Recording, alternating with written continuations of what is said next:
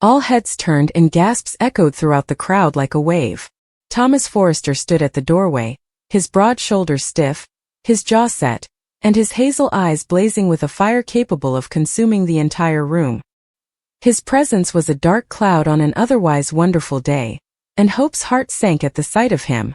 She hadn't seen Thomas in months, not since he'd left Los Angeles following their last heated argument about her engagement to Carter. His unexpected return sent shivers down her spine. "Stop the wedding!" Thomas's words rang out, cutting through the visitors' murmuring like a knife. His statements were harsh, forceful, and imbued with an urgency that caused everyone to freeze. Carter's palm tightened around Hope's, his protective instincts taking over, yet she felt a trembling in his grip. The room grew silent, with the only sounds being the rustle of silk gowns and Hope's heartbeat. "Thomas, what are you doing here?" Hope's voice was a mix of surprise and frustration, with her control slipping at the edges. She moved forward, her gown trailing behind her like a waterfall of moonlight. "Today is my wedding day. You have no right." "I have every right," Thomas interrupted, his voice lower but still angry. He took a step forward, his shiny shoes clicking on the marble floor. The guests, family, friends, and Forrester Creations employees, stood in stunned silence, their gazes darting between Thomas, Hope, and Carter. Rich Forrester, Thomas's father, stood near the front, his face a mask of concern, while Brooke Logan, Hope's mother, grasped her husband's arm, her expression a mix of fear and rage. "Hope, you can't marry him," Thomas stated, his gaze fixed on her. "Not until you know the truth." Carter stepped in front of Hope, his massive form protecting her from Thomas's piercing gaze.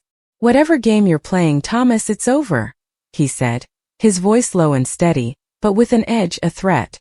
"You have caused enough pain. Let her go." Thomas's lips twisted into a bitter smile, but his gaze never left Hope. "It's not about causing pain, Carter. This is about protecting her from a deception." He reached into his jacket pocket and brought out a little, old envelope with torn edges, as if it had been handled numerous times. Hope's breath caught when she saw it, for no apparent reason. Something about the envelope felt familiar, like a memory she couldn't quite recall. "What is that?" Hope inquired, her tone barely above a whisper. She took a step forward, Thomas, despite Carter's soothing hand on her arm telling her to back away. Thomas held the envelope up, his hand calm, but his eyes betrayed a whirlwind of emotions. Wrath, regret, and something deeper, something that appeared to be love. "This," he replied, "is the reality of your life, Hope. Discover the truth about yourself. And once you know that, you will realize why this wedding cannot take place." The room filled with whispers, and the visitors leaned forward in their seats, their interest piqued. Thomas's sister, Steffi Forrester, stood toward the back, arms crossed, keen eyes narrowing as she observed her brother.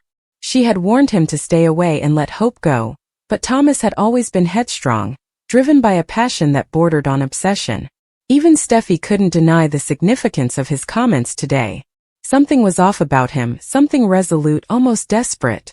"Thomas, stop this," Brooke pleaded, rushing forward, her voice shaking with parental concern. "You've already hurt my daughter enough. Whatever it is, it's not worth jeopardizing her happiness." Thomas looked at Brooke, his gaze softening for a moment. "I am not here to hurt her, Brooke. I am here to set her free." He returned his gaze to Hope, his voice barely audible. "You deserve to know the truth, even if it changes everything." Hope's heart raced and her mind was filled with questions. She looked at Carter, whose face was a mask of controlled rage, and then back to Thomas, whose intensity was both terrifying and magnetic. "What is the truth?"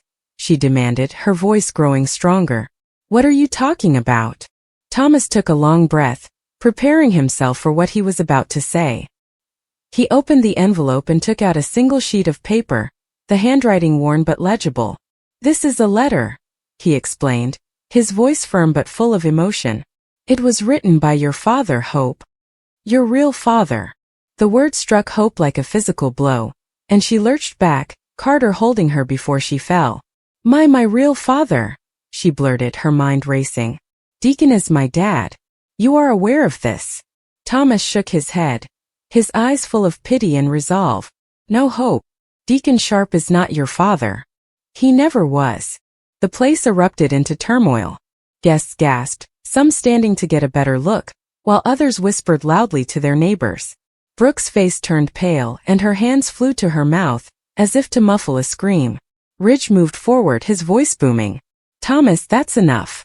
You're out of line." But Thomas did not back down. He held up the letter, raising his voice to drown out the background hubbub. "This letter was written by Jack Finnegan and Hope. He reveals everything. He fell in love with Brooke years ago before you were born. They had an affair and you are the outcome. Brooke did not want anyone to know, so she made Deacon believe he was your father. But Jack understood the truth, and he wrote everything down before leaving town." Hope's knees buckled and Carter's arm around her waist was the only thing holding her up. Her mind raced, attempting to grasp the words, but they felt like a foreign language, hard to understand. "That's not possible," she muttered, scanning Thomas's face for signs of deception. But all she saw was conviction, which terrified her. Brooke raced to her daughter's side, tears spilling down her cheeks. "Hope, honey, do not listen to him. He is lying. He's trying to manipulate you." But Hope broke away from her mother, her eyes riveted on Thomas. "Is it true?" she inquired, her voice breaking. "Mom, tell me it's not true." Brooke's quiet was deafening. Her lips quiver, her gaze flitting between Hope and Thomas, and Hope knew. The truth was etched in her mother's guilty expression, and the way her hands shook as she grabbed for her daughter. "I wanted to protect you," Brooke stuttered. "I thought it was better this way." "Better?" Hope's voice rose, wounded from betrayal. "You let me believe a falsehood all my life? You led Deacon to believe he was my father. How could you do this?" Carter walked forward, his voice quiet but firm. "Hope, let us take a moment. We don't know if this letter is legitimate. Thomas might be making this up."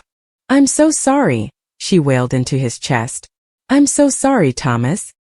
He stood rigid, unable to return the embrace, his arms dangling limply by his sides.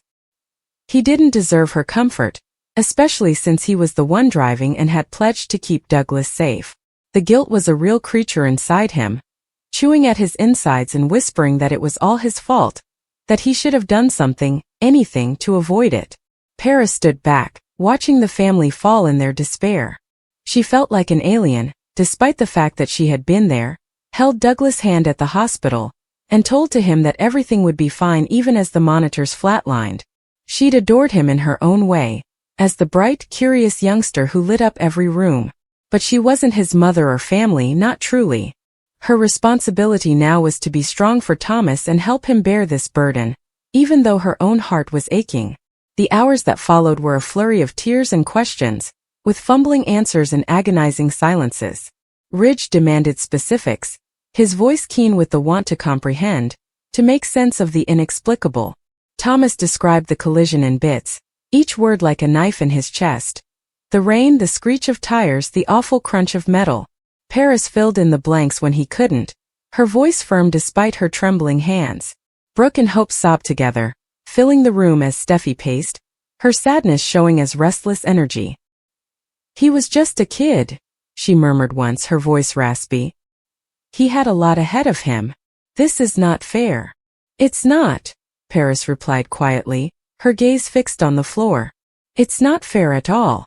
As night struck, the family gathered in the living room, surrounded by memories of Douglas. Photos on the mantel, his drawings still pinned to the fridge in the kitchen. Thomas was alone in a recliner, staring at a photo of his son shot just weeks earlier. Douglas was smiling in it, his eyes mischievous, and his hair ruffled from running through the park. Thomas ran his fingers across his son's cheek, as if he could somehow bring him back, remove the event that ruined everything. Paris sat alongside him, not touching but simply present. "He loved you so much," she murmured quietly. "You were his hero." Thomas shook his head, his eyes blazing. "I failed him," he admitted, his voice scarcely audible. "I was supposed to protect him and I failed." "You didn't fail him," Paris continued, her voice vehement now. "You adored him. You gave him a life filled with love, laughter, and happiness. That is what he will carry with him no matter where he is today." Thomas didn't answer, couldn't. He wanted to believe her, but the guilt was too strong, too overwhelming. He had no idea how he was meant to keep on or survive in a world without his son. The days that followed were a blur of funeral planning and condolences, well-meaning visits, and casseroles left on the doorway. The Forrester family rallied around Thomas, despite their own obvious pain. Ridge took charge of the arrangements, his tough manner concealing the pain he could not express. Brooke spent hours on the phone with family members, her voice breaking with each call. Steffi plunged herself into work, using Forrester Creations as a distraction, while Hope appeared to withdraw into herself, her customary warmth dulled by grief. Paris remained by Thomas's side, a quiet source of support. She handled the minor details, answering emails, preparing coffee, and assuring Thomas ate even when he didn't want to. She didn't pressure him to communicate or force him to digest his sadness before he was ready. She was simply there, a constant presence amid a world that seemed to be unraveling. Thomas found himself in Douglas' chamber one evening, a week after they returned. It was pristine just as his kid had left it, a half-finished Lego castle on the desk, a stack of comic books by the bed, and a soccer ball in the corner. Thomas sat on the edge of the bed, holding one of Douglas' shirts, the aroma of his son still lingering on the fabric. He didn't hear Paris enter and didn't notice her until she sat beside him, her hand gently resting on his shoulder. "I keep expecting him to walk through the door," Thomas remarked, his voice full of unshed tears. "I keep thinking I'll hear his laugh, or he'll come running in asking me to play with him." Paris nodded, her eyes watering. "I know," she replied. "I keep waiting for it too." They sat silently for a long time, the weight of their shared grief filling the void between them. Finally, Paris spoke, her voice gentle but determined. "We'll get through this, Thomas. It will be painful and time-consuming, but we will persevere. For Douglas. Because that's what he would choose." Thomas gazed at her, searching her eyes for something, hope perhaps, or a reason to believe her. He didn't find anything yet, but he did discover something else. A link, a shared agony that binds them together. He stretched for her hand and she accepted it, her hold warm and firm. "I don't know how to do this," he confessed, his voice breaking. "Neither do I," Paris responded, her voice shaking.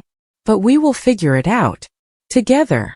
And in that moment, in the solitude of Douglas' chamber, surrounded by the vestiges of a life cut short, Thomas sensed a glimmer of hope, not healing, not yet, but the possibility of it. The path ahead would be long and arduous, but with Paris by his side, he might be able to persevere. The days stretched into weeks, and the Forrester family began to adjust to their new reality. Thomas immersed himself in his job at Forrester Creations, designing with a passion that bordered on obsession. It was his method of coping, channeling his anguish into something tangible. Paris joined him, her ingenuity complementing his, and their teamwork a humble monument to the youngster they'd both adored. Hope began to emerge from her shell, and her friendship with Thomas grew stronger as they exchanged memories of Douglas. Steffi too found ways to memorialize her nephew by establishing a scholarship in his name at Forrester Creations, guaranteeing that his passion for art and design would continue. Ridge and Brooke drew on each other, their love providing a stable anchor in the midst of their anguish. Life went on as usual, but everything was different now, with an unfillable void. Thomas took Douglas with him via every sketch, calm meditation, each breath. And Paris was there, a companion in his grief and slowly in his recovery. The Los Angeles skyline still shimmered and the city surged with activity, but Thomas and Paris' world had been permanently changed. They walked on not because they wanted to, but because they needed to. For Douglas. For each other. And for the tenuous hope that one day the ache would ease, even if it never completely vanished.